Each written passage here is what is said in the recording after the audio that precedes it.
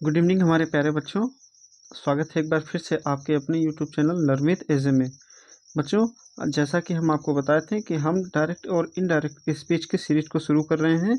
तो इसके पहले पार्ट्स में हमने ये देखा था कि डायरेक्ट और इनडायरेक्ट किसे कहा जाता है, ठीक है, और इसके कितने पार्ट्स होते हैं।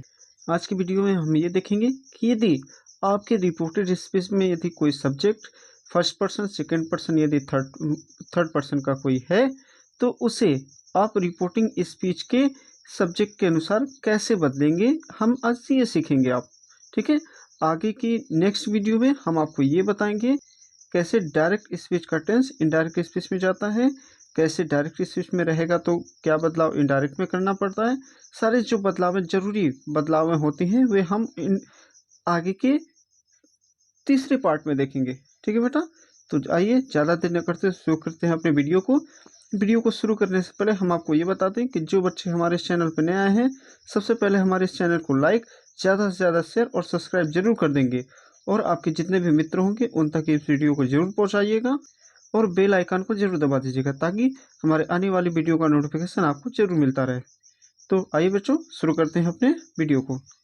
तो आज क्या हम हेडिंग हमारा क्या है, हेडिंग अपनी कॉपी में नोट करते जाएगा बेटा।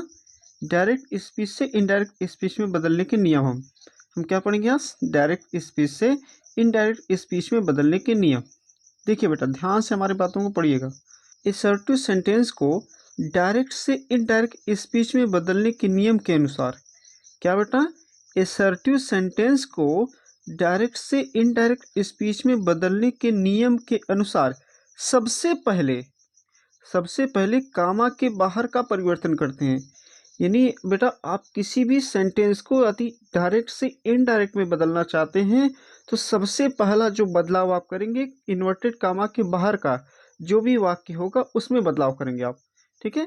एक बार फिर से देखिए मैंने क्या लिखा है, असर्टिव सेंटेंस को डायरेक्ट से इनडायरेक्ट स्पीच में बदलने के नियम के अनुसार सबसे पहले आप कामा के बाहर का परिवर्तन करते हैं। यानी यदि आपको किसी सेंटेंस को डायरेक्ट से इनडायरेक्ट बनाना है तो सबसे पहले जो भी चेंजेस होगा वो कामा के बाहर वाले वाक्यों में होगा। इन सभी परिवर्तनों को कैसे और कब करना है ये सभी नियम हम आपको नीचे बताए हैं बेटा, ठीक है। यानी इन्वर्टेड कामा के बाहर को कैसे आप बदलेंगे, इन्वर्टेड कामा के अंदर के वाक्य को आप कैसे बदलेंगे, ये सारे नियम हम आपको नीचे बताए हैं। ध्यान से बस सब वीडियो को देखते रहिएगा। सबसे पहला बदलाव हम करेंगे जो बेटा रिपोर्टिंग स्पीच में चेंज, क्या रिपोर्टिंग स्पीच में चेंज करेंगे। अभी रिपोर्टिंग स्पीच होता क्या है, वाक्य के बाहर का पार्ट यानी कामा के बाहर का पार्ट जो भी होता है वो रिपोर्टिंग स्पीच कहलाता है। यानी इन्वर्टेड कामा के बाहर का जो भी वाक्य होगा बेटा वो क्या कहलाएगा, रिपोर्टिंग स्पीच कहलाएगा, ठीक है। और क्या लिखा है, कामा के बाहर परिवर्तन करने के नियम निम्न है। यानी अब हम क्या सीखने जा रहे हैं, रिपोर्टिंग स्पीच में कैसे बदलाव करेंगे। रिपोर्टिंग स्पीच का मतलब कामा के बाहर यानी जो डबल इन्वर्टेड कामा होता है उसके बाहर के जो भी वाक्य होंगे उसको हम किस तरह से बदलाव करेंगे। आइए उसके नियम को हम देखते हैं। आइए देखते हैं यदि कामा के बाहर को कैसे बदलेंगे। यदि रिपोर्टिंग वर्ब में, क्या बेटा, यदि रिपोर्टिंग वर्ब में सेड टू आए तो उसे टोल्ड में, सेज टू को टेल्स में, से टू को टेल में बदलते हैं। याद रखिएगा बेटा, यदि रिपोर्टिंग वर्ब में, ठीक है, सेड टू आए तो उसको टोल्ड में, ठीक है, सेज टू आए तो टेल्स में, से टू आए तो उसको टेल में बदलेंगे, ठीक है। यानी इन्वर्टेड कामा के बाहर सेड टू आ गया तो उसको टोल्ड, सेज टू आ गया तो टेल्स और से टू आ गया तो टेल में बदलेंगे। और एक मेन बात, यदि वाक्य में सेड, सेज तथा से के बाद टू न आया हो तो ये जरूर ध्यान रखिएगा, क्या बेटा, यदि वाक्य में सेड, सेज तथा से के बाद टू न आया हो तो इन्हें इनडायरेक्ट स्पीच में ज्यों का त्यों लिख देते हैं। जैसे मान लीजिए आई सेड है, ठीक है, अब इसके बाद डबल इन्वर्टेड कामा लगा है और कोई वाक्य लिखा है तो जब इसको इनडायरेक्ट स्पीच में बदलेंगे ना तो सेड का सेड ही रहेगा, क्योंकि अब देखिए यहाँ टू तो लगा नहीं है इसलिए हम सेड को वैसे ही का वैसे ही उतार देंगे। फिर से एक बार नियम को देखिएगा क्या कर रहा है नियम हमारा, यदि वाक्य में सेड, सेज, से के बाद टू न आया हो तो इन्हें इनडायरेक्ट में ज्यों का त्यों उतार देंगे। वो सारे जो नियम हम आपको बताए थे एक बार देख लीजिए फिर से टू रहेगा तो टेल्स में, सेस टू रहेगा तो टेल्स में, सेड टू रहेगा तो टोल्ड में। फिर से देखिएगा, से टू को टेल में, सेज टू को टेल्स में, सेड टू को टोल्ड में। और बेटा एक बात आप ध्यान रखिएगा, यदि इन सब में क्या रहे, टू गायब रहे ना, तो आप इन सब का प्रयोग नहीं करेंगे, सेम टू सेम इन्हीं तीनों को क्या करेंगे, आप इनडायरेक्ट इसमें उतार देंगे। ठीक है, आइए चलते हैं आगे, हम देखते हैं क्या नियम है। अब हम क्या देखेंगे बेटा, अभी तक मैंने आपको ये बताया कि कामा के बाहर के जो भी इंपॉर्टेंट सेंसेस हैं वो आप कैसे करते हैं। अब हम ये देखेंगे कामा के अंदर कैसे चेंज करते हैं। ठीक है, तो देखिए क्या लिखा है, असर्टिव सेंटेंस को डायरेक्ट से इनडायरेक्ट स्पीच में बदलते समय कामा को हटाकर दैट लिखते हैं। सबसे पहला बात अपनी याद रख लीजिए, क्या करेंगे, सबसे पहले तो कामा के बाहर का बदलेंगे, जब कामा के अंदर की बात आएगी तो सबसे पहले आप कामा को हटाकर क्या लिखेंगे, दैट, यानी जो डबल इन्वर्टेड कामा रहेगा उसको हटाकर दैट का प्रयोग करेंगे। फिर से समझिए हम क्या कहना चाहते हैं, असर्टिव सेंटेंस को डायरेक्ट से इनडायरेक्ट स्पीच में बदलते समय कामा को हटाकर दैट लिखते हैं। क्या लिखेंगे बेटा, दैट लिखते हैं। जैसे देखिए अब मैंने यहाँ क्या किया है, ही सेड, वह कहा, आई एम नॉट श्योर, मैं निश्चित नहीं हूँ। अब देखिए यहाँ टू लगा है, नहीं लगा है, इसलिए मैंने क्या किया, इस सेड को सेड वैसे ही उतार दिए। ठीक है, क्योंकि यहाँ टू लगा नहीं है, जैसा कि हम नियम बताए थे, से, सेज, सेड आए उसके बाद टू ना हो तो वैसे बात, इनको इनडायरेक्ट स्पीच में ज्यों का त्यों उतार देते हैं। इसके आगे टू है नहीं, इसलिए हम सेड को सेड कर दिए। पहला नियम हमारा क्या कहता है कि इस डबल इन्वर्टेड कामा को हटाकर आप क्या लगाएंगे, दैट का प्रयोग करेंगे। ठीक है बेटा, और एक छोटा सा रूल है बेटा, यदि कामा के अंदर आप बदलना चाहते हैं, ठीक है, तो हमें ये जानना होगा कि जो इन्वर्टेड कामा के अंदर का जो सब्जेक्ट है वो किस पर्सन में है। ठीक है, तभी तो हम बदल पाएंगे, वरना हम बदल नहीं पाएंगे। इसके लिए आपको हम नियम बता देते हैं, वो नियम को याद रखिएगा। क्या है नियम बेटा, 1 2 3 अपॉन सन। क्या याद रखेंगे, 1 2 3 अपॉन सन। अब इसका मतलब क्या हुआ बेटा, यदि डबल इन्वर्टेड कामा के अंदर का सब्जेक्ट फर्स्ट पर्सन है, ठीक है, तो वो इन्वर्टेड कामा के बाहर के सब्जेक्ट के अनुसार बदलेगा। क्या, यदि डबल इन्वर्टेड कामा के अंदर का सब्जेक्ट फर्स्ट पर्सन है तो वो इन्वर्टेड कामा के बाहर के सब्जेक्ट के अनुसार बदलेगा। यदि इन्वर्टेड कामा के अंदर का सब्जेक्ट सेकेंड पर्सन में है तो वो इन्वर्टेड कामा के बाहर के किसके अनुसार बदलेगा बेटा, ऑब्जेक्ट के अनुसार बदलेगा। यदि इन्वर्टेड कामा के अंदर कोई थर्ड पर्सन है सब्जेक्ट में तो वो उसमें कोई परिवर्तन नहीं करते, उसको ज्यों का त्यों लिख देते हैं। थर्ड पर्सन मतलब बेटा जैसे ही, सी, इट, यदि ये सब आ जाता है तो इसमें कोई चेंजेस नहीं करते, इनडायरेक्ट में इसे ज्यों का त्यों लिखते हैं। ये तो हम इसको शॉर्टकट में था, अभी इसका डिटेल आगे नीचे दिया गया है, अब बस बने रहेगा हमारे वीडियो के साथ। आइए चलते बेटा आगे देखते हैं। अब देखिए बेटा, चेंज ऑफ प्रोनाउन, सर्वनाम के परिवर्तन, यानी डबल इन्वर्टेड कामा में सब्जेक्ट में यदि कोई प्रोनाउन आता है सब्जेक्ट की जगह पर तो उसको हम कैसे बदलेंगे। देखिए क्या लिखा है बेटा, डायरेक्ट से इनडायरेक्ट स्पीच बनाते समय प्रोनाउन के परिवर्तन में निम्न नियमों का पालन किया जाता है। डायरेक्ट से इनडायरेक्ट स्पीच बनाते समय प्रोनाउन के परिवर्तन में निम्नलिखित नियमों का पालन किया जाता है। अब वो कौन कौन से नियम है, आइए देखते हैं हम आगे। पहला नियम हमारा क्या बेटा, यदि रिपोर्टेड स्पीच मतलब समझ जाइए, इन्वर्टेड कामा के अंदर में फर्स्ट पर्सन का प्रोनाउन आता है, यानी इन्वर्टेड कामा के अंदर कोई फर्स्ट पर्सन का प्रोनाउन आता है तो रिपोर्टिंग स्पीच यानी इन्वर्टेड कामा के बाहर के सब्जेक्ट के अनुसार बदला जाता है। क्या बेटा, हम क्या कहना चाहते हैं, यदि रिपोर्टेड स्पीच यानी इन्वर्टेड कामा के अंदर फर्स्ट पर्सन के प्रोनाउन आता है तो रिपोर्टिंग स्पीच यानी इन्वर्टेड कामा के सब्जेक्ट के अनुसार उसको क्या करेंगे, पर्सन के अनुसार बदलेंगे, यानी इन्वर्टेड कामा के जो बाहर जो सब्जेक्ट होगा उसके पर्सन के अनुसार बदल देंगे इसको। कैसे, आइए एक एग्जांपल से हम समझाते हैं आपको। जैसे लिखा है सी सेड, उसने कहा। अब ये देखिए यहाँ क्या है बेटा, इन्वर्टेड कामा के अंदर ये क्या है, फर्स्ट पर्सन है। अब ये फर्स्ट पर्सन है, ठीक है, तो इन्वर्टेड कामा के अंदर क्या आ गया, फर्स्ट पर्सन आ गया। तब ये क्या होगा, इन्वर्टेड कामा के बाहर सब्जेक्ट के अनुसार बदलेगा। ठीक है, तो देखिए सी का सी हो गया, सेड का सेड हो गया। जैसा कि हम आपको बताए थे कि ये डबल इन्वर्टेड कॉमा को हटाएंगे तो क्या लगेगा, डबल इन्वर्टेड कॉमा की जगह दैट हो गया। अब हम क्या बताए थे, इन्वर्टेड कॉमा के अंदर क्या है, फर्स्ट पर्सन है, तो इसलिए किसके अनुसार बदलेगा, सब्जेक्ट के अनुसार। सब्जेक्ट में सी है तो यहाँ भी क्या हो गया, सी हो गया।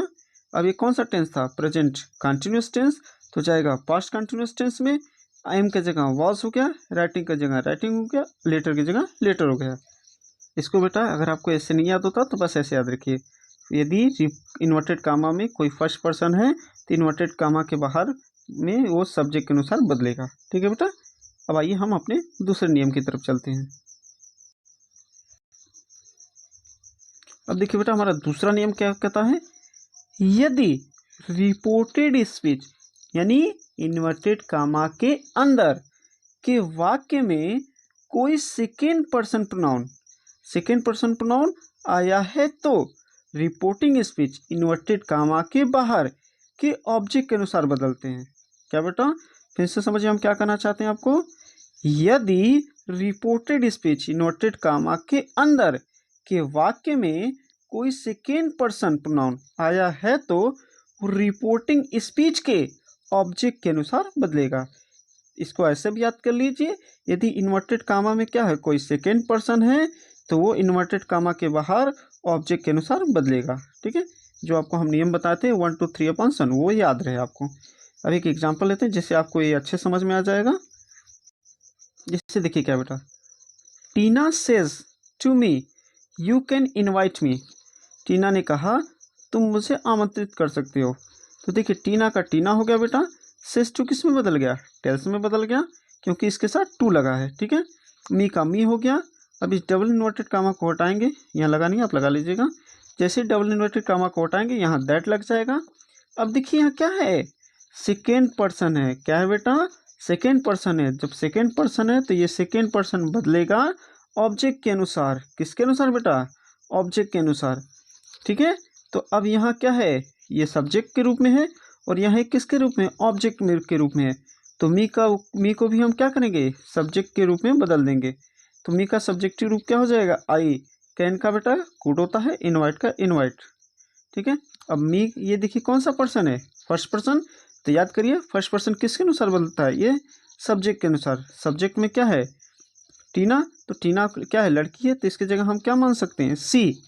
क्या मान सकते हैं, सी। ठीक है, अब यहाँ ये ऑब्जेक्टिव केस में है तो सी का ऑब्जेक्टिव केस क्या होगा बेटा, हर। आइए एक बार फिर से हम आपको समझाते हैं, ध्यान से देखिएगा। ठीक है, टीना सेज टू मी, टीना ने मुझसे कहा यू कैन इनवाइट मी, तुम मुझे आमंत्रित कर सकते हो। ठीक है, अब जैसे टीना का टीना हो गया बेटा, सेज टू किस में बदल गया, टेल्स में बदल गया। अब देखिए क्या है, टू है इसलिए यहाँ टेल्स लगा, टू नहीं रहता तो सेज को ऐसे ही उतार देते हैं। मी का मी हो गया। ठीक है, अब यहाँ डबल इन्वर्टेड कामा नहीं है तो अब लगा लीजिएगा। ठीक है, अब जैसे ही डबल इन्वर्टेड कामा को हटाएंगे उसके जगह आप दैट लगाएंगे। अब यहाँ देखिए आप, ये क्या है, सेकेंड पर्सन है तो ये बदलेगा ऑब्जेक्ट के अनुसार। ऑब्जेक्ट में क्या है, मी, और ये किस रूप में है, ऑब्जेक्टिव केस में है। ठीक है, और ये यहाँ किस रूप में है, सब्जेक्टिव केस में। तो ये ऑब्जेक्टिव केस भी आकर यहाँ क्या बन जाएगा, सब्जेक्टिव केस। तो मी का सब्जेक्टिव केस क्या हो जाएगा, आई। कैन का कुड, इनवाइट का इनवाइट। अब याद करिए हमारा पहला नियम। ठीक है, यदि ये क्या है, अब ये फर्स्ट पर्सन है। ठीक है, फर्स्ट पर्सन किसके अनुसार, सब्जेक्ट के अनुसार। अब ये यहाँ किस में है, ऑब्जेक्ट के रूप में है। ठीक है, तो ऑब्जेक्ट, तो टीना क्या है, लड़की है, तो इसलिए यहाँ सी ले लेंगे। सी का ऑब्जेक्टिव किस क्या होगा बेटा, हर। ठीक है, ये हमारा सेंटेंस बन के तैयार। ठीक है, उम्मीद कर रहे हैं आपको समझ में आ रहा होगा। अब आइए चलते हैं हम अपने तीसरे नियम की तरफ। क्या है बेटा, हमारा तीसरा नियम क्या कहता है, रिपोर्टेड स्पीच, इसका सीधा सा मतलब इन्वर्टेड कामा के अंदर में आए हुए सभी थर्ड पर्सन को बदला नहीं जाता।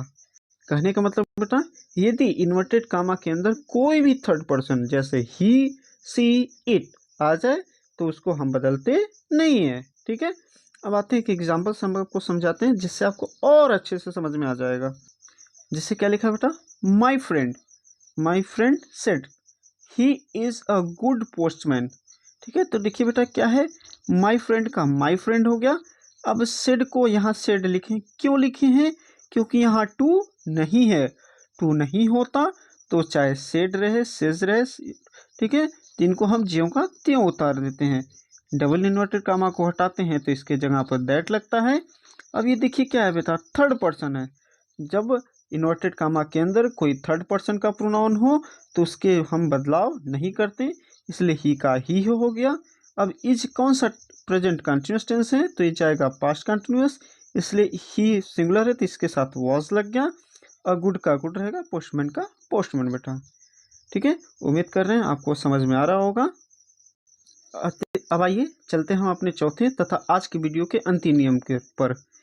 अंतिम नियम हमारा क्या कहता है बेटा, यदि रिपोर्टिंग स्पीच का ऑब्जेक्ट न दिया हो, ठीक है, यदि रिपोर्टिंग स्पीच में भी यानी इन्वर्टेड कामा के बाहर कोई ऑब्जेक्ट न दिया हो तथा रिपोर्टेड स्पीच इन्वर्टेड कामा के अंदर का सब्जेक्ट सेकेंड पर्सन हो। क्या बेटा, यदि इन्वर्टेड कामा के बाहर कोई ऑब्जेक्ट न दिया हो और इन्वर्टेड कामा के अंदर जो प्रोनाउन है वो सेकेंड पर्सन में हो और रिपोर्टिंग वर्ब का सब्जेक्ट सेकेंड पर्सन का हो, ठीक है, रिपोर्टिंग वर्ब का सब्जेक्ट क्या हो, किसमें, सेकेंड पर्सन का हो, तो रिपोर्टेड स्पीच को हो तो रिपोर्टेड स्पीच के सेकेंड पर्सन को इनडायरेक्ट स्पीच में थर्ड पर्सन के सब्जेक्ट में बदल देते हैं। ठीक है, आशा करते हैं एक बार हम आपको फिर से बता देते हैं बेटा, आपको अच्छे समझ में आएगा। ठीक है, आइए देखते हैं हम क्या बेटा, यदि रिपोर्टिंग स्पीच का ऑब्जेक्ट न दिया हो तथा रिपोर्टेड स्पीच का सब्जेक्ट सेकेंड पर्सन हो और रिपोर्टिंग वर्ब का सब्जेक्ट सेकेंड फर्स्ट पर्सन का हो तो रिपोर्टेड स्पीच के सेकेंड पर्सन को इनडायरेक्ट स्पीच में थर्ड पर्सन के सब्जेक्ट में बदल देते हैं। एक एग्जांपल लेते हैं जिससे आपको अच्छे से समझ में आएगा। आइए देखते हैं। आइए बेटा देखते हैं क्या कहता है अपना नियम। आई सेड, मैंने कहा, you have a nice dress. जब इसको आप इनडायरेक्ट स्पीच में बदलेंगे ना बेटा, तो याद रखिएगा जैसा आप ऊपर नियम कहा था, यदि इस क्या हो, इन्वर्टेड कामा के बाहर ऑब्जेक्ट न हो और इन्वर्टेड कामा के अंदर का जो सब्जेक्ट है वो किस में हो बेटा, सेकेंड पर्सन में हो। ठीक है, तो आप इस ऑब्जेक्ट को, ठीक है, थर्ड पर्सन के ऑब्जेक्ट के अनुसार मान सकते हैं। Third person means he see it के ऑब्जेक्ट के अनुसार मान सकते हैं।